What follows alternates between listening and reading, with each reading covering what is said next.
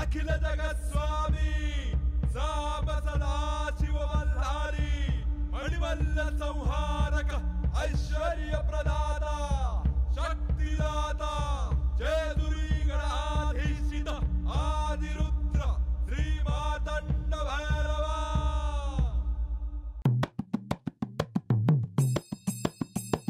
जय देवा जय देवा जय देवा जय देवा जय देवा जय शिव मातंडा।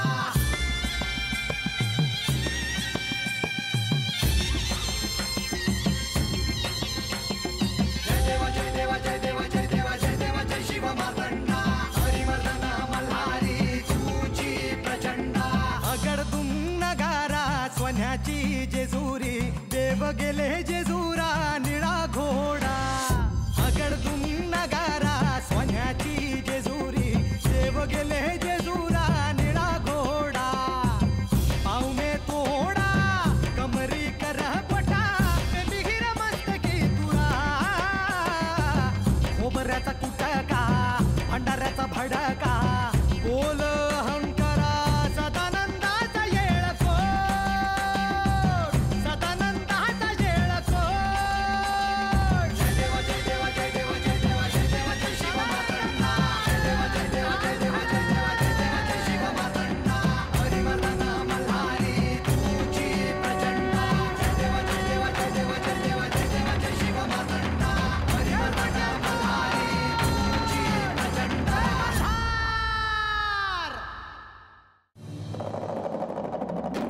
म्हाळसा, बानूला तू या जेजुरीतून बाहेर काढलंस, तुझ्या संसारातून बाहेर काढलंस, मात्र तुझ्या मनातून ती काही गेलेली नाही। बानू अजूनही तुझ्या मनातच आहे म्हाळसा।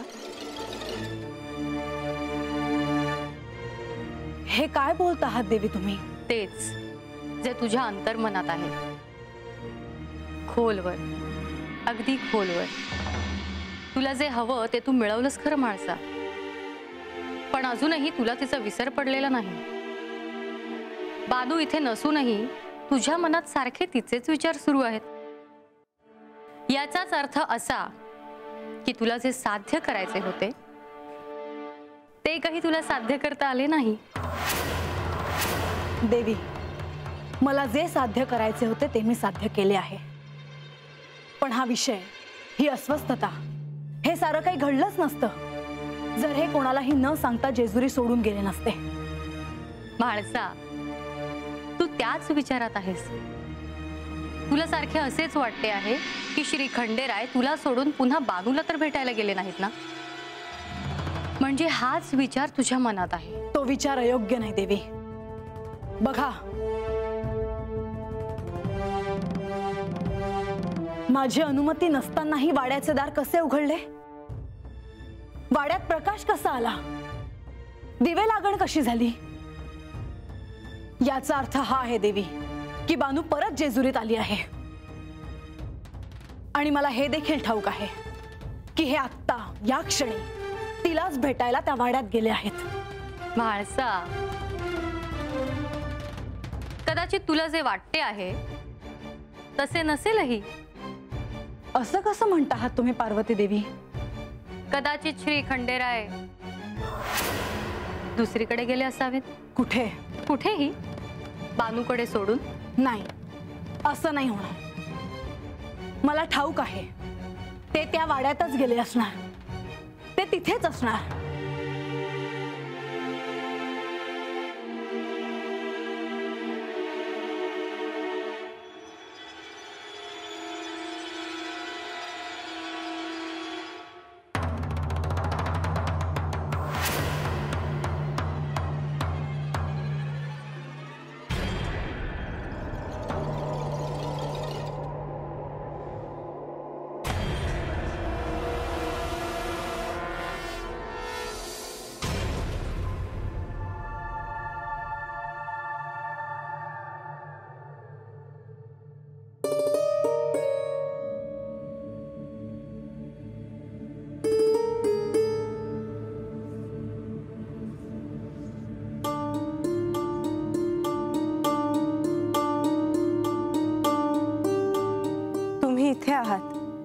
आणि मी तुम्हाला अंतःपुरात शोधत होते.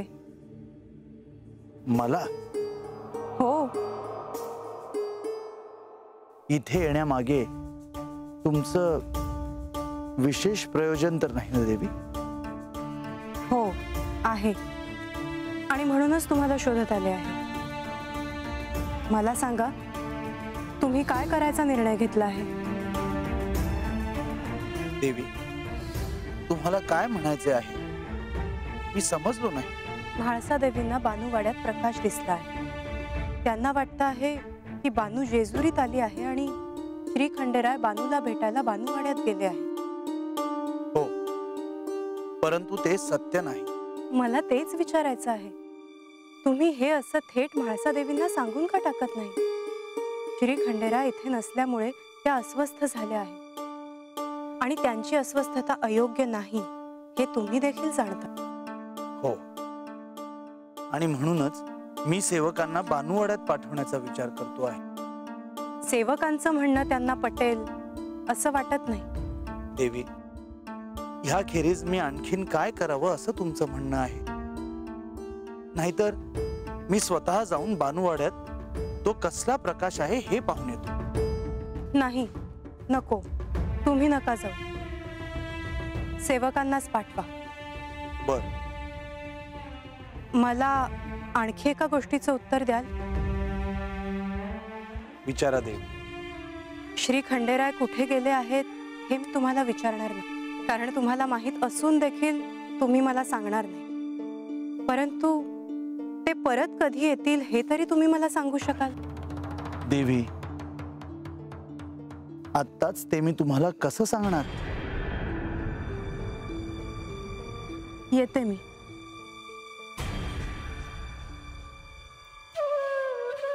देवी, श्री खंडेरायांना एकांत हवा आहे. त्यांचं ध्यान पूर्ण झालं की ते परत येतील. परंतु सध्या तरी हे मी तुम्हाला नाही सांगू शकत.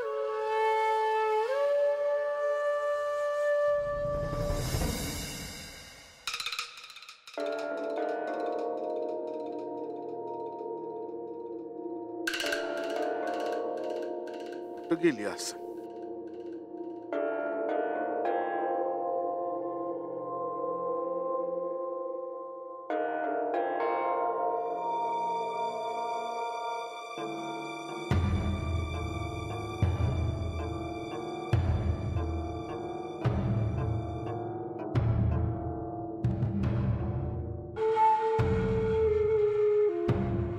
हे बानू, अगं 4 शब्द बोल तरी. असं गपगुमान बसून कसं चालेल ग? अरे बा, आता काय बोलू म्या? अगं काय बोलू म्हणजे? हात आला धरणं पाहतोय म्या, कोणाशी काय बोलत नाही, गपगुमान बसून राहतीयस. मन आपलं कामात गुंतून घेतलं आहेस तू. मग चुकीचं वागते आहे वय म्या? अगं तसं नाही बानू, म्या तुला असं गपगुमान बसलेलं कधी पाहिलं नाही ग. गपगुमान बसलीस तर काय करावं म्या? आणि आता हे नवीन वरत, कसलं वरत आहे म्हणायचंय? हे आदिशक्तीचं वरत आहे. म्हणूनच म्या दिस सरला का देवी मोर दिवा लावाया देवळीपाशी जाते. अगं ते समज कळतंय आम्हाला, पण हे समजा आता कशाबाई करायचं म्हणतो म्या? आणि हे समज करून तुझ्या हाती काय लागणार आहे? हे बा, काळजी वाटते बघ बा. अगं असं करून कसं चालेल ग? अगं तुझ्या मनात काय चालेल ते तरी सांग की मला. मला कसं कळणार तुला काय वाटले ते? मला ठाव आहे, जेजुरी सोडून, देवासनी सोडून तू हद्द आली असा तुला त्रास होतो. ते बी तू कोणाला सांगत नाही. बा, तुला एक सांगू का रे? मला कुणासनी काय बी सांगावं वाटत नाही. आपण आपलं गप बसा, आणि कुणासनी सांगून तरी काय होणार आहे? उलटा आपल्या पायी त्या माणसासनी त्रास होणार. कसं म्हणतेस बा?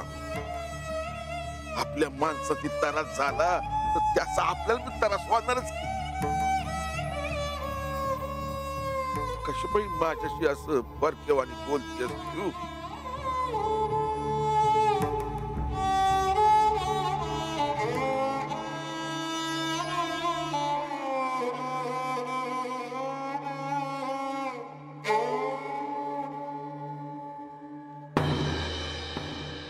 काय करावं काय करावं, देव अजून आलं नाही.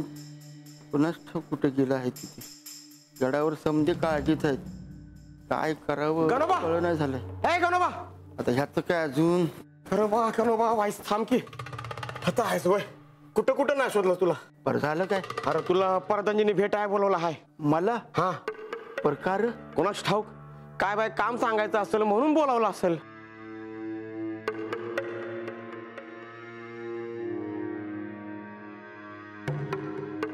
ए गणोबा, कुठं हरवलंस? कसला विचार करतोयस? बंडोबा, पर मला ठावाय कशा पाय बोलावलं असेल प्रधानजीने. ते कशा पाय?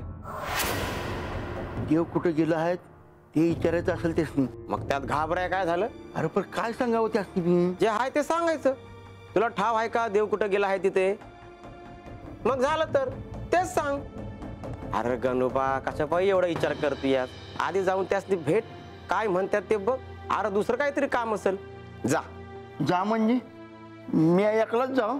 वय तू नाही येणार माझ्या संगत? म्या कशा बाई? अरे असं काय करतोस बंडोबा?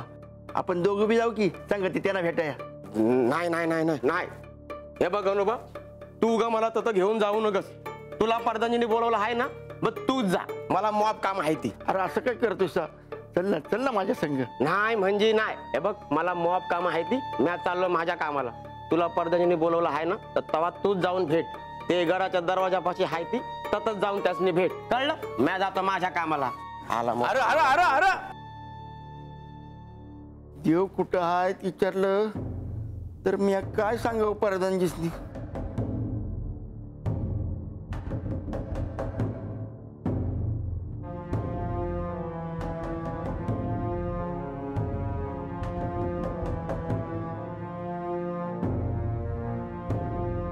ये गणोबा. तुम्ही मला बोलावलं असं सांगावं मिळालंय. हो गणोबा, हा?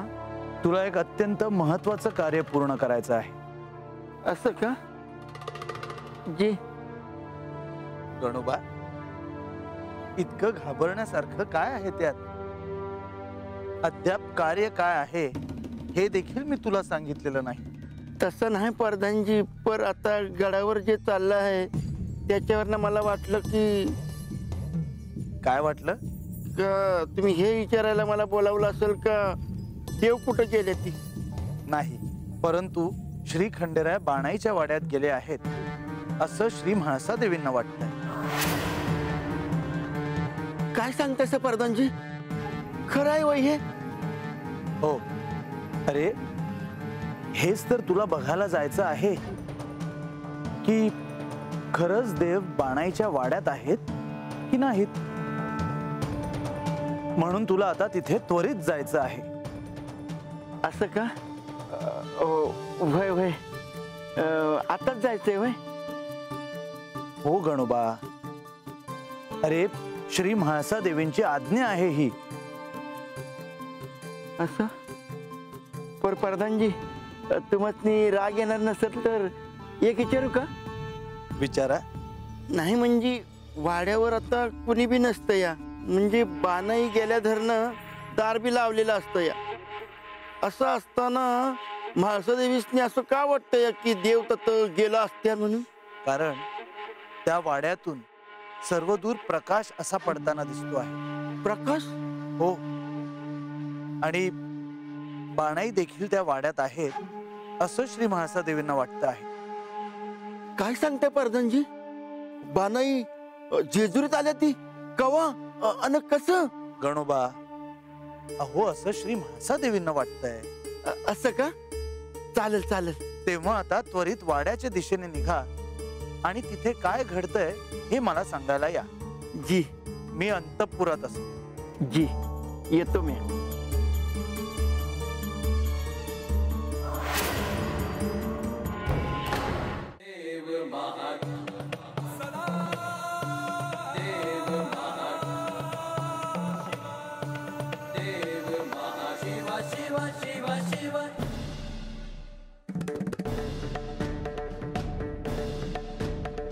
गणोबा बाणाईच्या वाड्यात जाऊन येतील.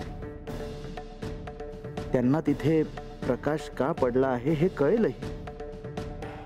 परंतु हे सगळं श्री म्हाळसादेवींना कसं सांगावं? श्री म्हाळसादेवींना जरी हे सांगितलं तरी त्यांना हे पटेल का? बंधू,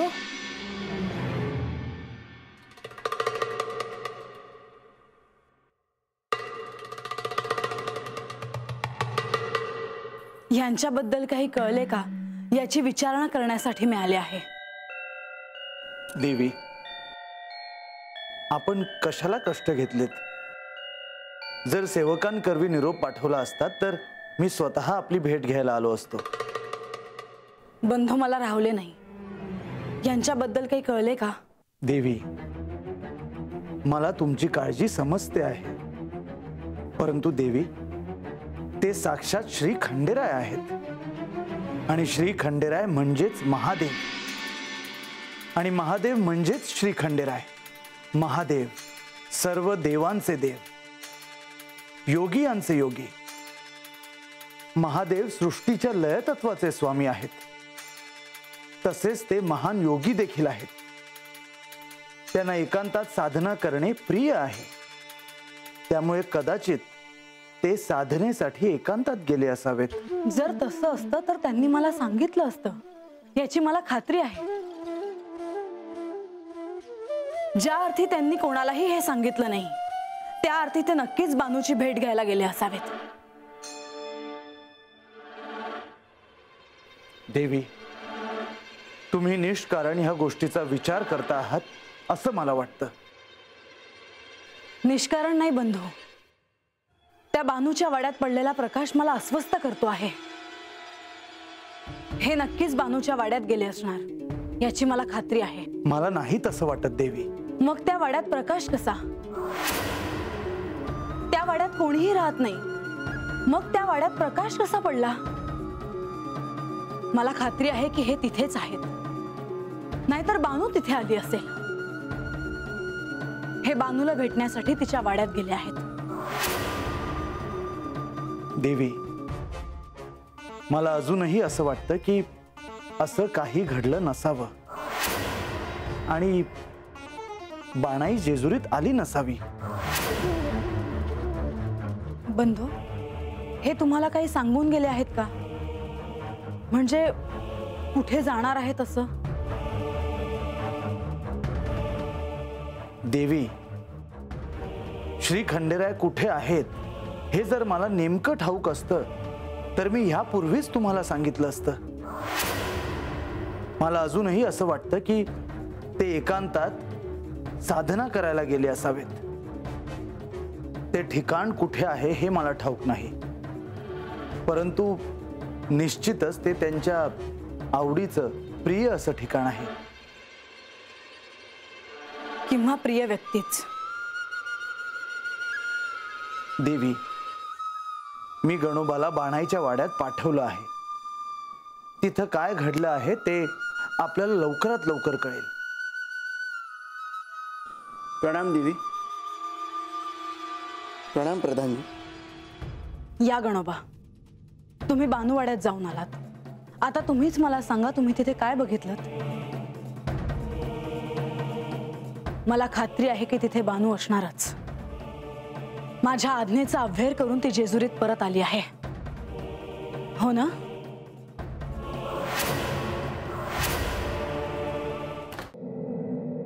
गणोबा, तुम्ही शांत का? बोला. बाणाई नाहीत वाड्यामंदी. बानू नाही? होय. मग कोण आहे? हे तर नक्कीच असतील. नाही देवी, देव बी नाही तत्त. बानू तिथे नाही, हे देखील तिथे नाही. मग वाड्यातून प्रकाश कसला येतो आहे? जे सत्य आहे ते सांगा गणोबा. होय देवी, सांगतो जी. मला जे दिसलं ते समज सांगतो बघा तुम्हाला. मी आता तर गेलो बघा, वाड्यामध्ये कुणी बी नव्हतं. मी आतमध्ये गेलो आणि बघतो तर काय, समतीकडं हा प्रकाश पडलेला, हा प्रकाश कसला म्हणून बघाया म्हणून गेलो तर मला दिसलं तर काय काय दिसलं?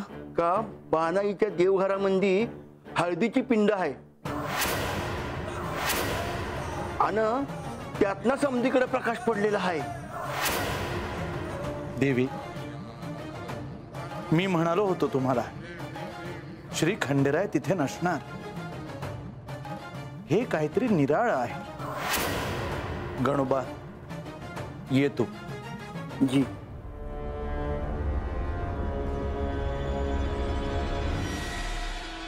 देवी, आता मला स्वतःच्या डोळ्यांनी पाहिल्याशिवाय हे पटणार नाही प्रधानजी. पिंडीतून सर्वदूर प्रकाश कसा पडेल? मला स्वतः जाऊन पाहणं आवश्यक आहे.